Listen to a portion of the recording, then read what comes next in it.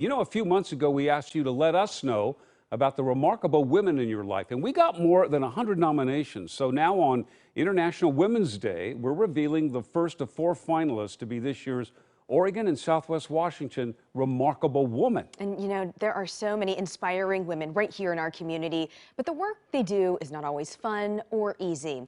Our first finalist lost her teenage son during the first year of this pandemic, though she keeps his memory alive by finding ways to tackle cyberbullying with the goal of saving lives. So 2 years ago, I really thought my greatest personal challenge was going to be overcoming a recurrence of breast cancer. But that changed on June 23rd, 2020, when Carson quietly ended his life while we slept. Already a strong woman, Kristin Bride became even stronger after losing her second son to suicide. We miss him. A boy with a big smile. That was 16-year-old Carson. He's always thinking of others. He was sensitive. He gave the best hug that a mother could ever experience. He would literally just like lift me up off the ground. Kristin felt close to Carson, but later learned there was something he wasn't comfortable sharing with her. In the weeks that followed, we learned that he had been viciously cyberbullied by his high school classmates who were using Snapchat's anonymous apps, YOLO and LMK, to hide their identities. And it was really at that point that I had a decision to make, whether I just accept this and cry in bed all day or develop a plan to fight back. Kristin's mission and her goal is to make the world a safer place for kids. Sabrina Claremont admires her friend Kristin and nominated her for the Remarkable Woman recognition. You could easily say, well, I hope things get better, but she's not. She doesn't want any family, any child to have to go through what she experienced. Their sons met several years ago at school, and the moms connected too.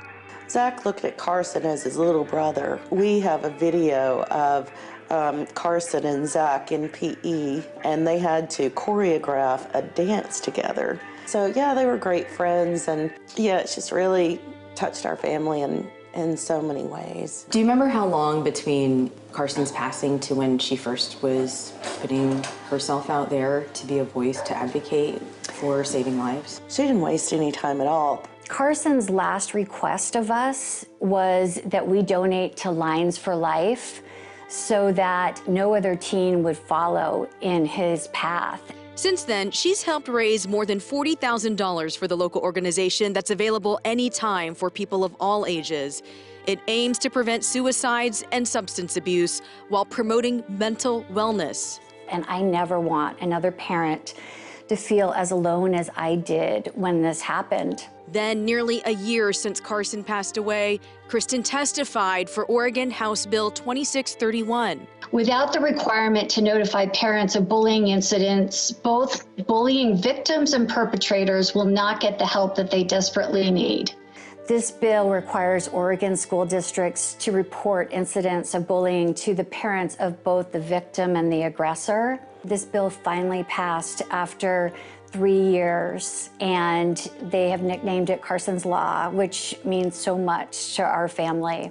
Even on the national level, she's fighting for life-saving changes. I worked with the Tyler Clementi Foundation to file a national class action lawsuit against Snapchat, YOLO, and LMK. And as a result, Snapchat immediately suspended the 2 anonymous apps that were used to cyberbully Carson. Then this past fall, on October 26th, Senator Blumenthal of Connecticut actually told Carson's story at the congressional hearing of Snapchat. I want to raise what happened to Carson Bride.